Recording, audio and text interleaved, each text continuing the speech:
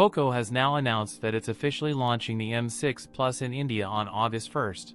This phone will be the newest member of the M6 family. The phone is currently listed on Amazon with a price tag of 14,999 rupees for 8GB RAM plus 128GB storage option.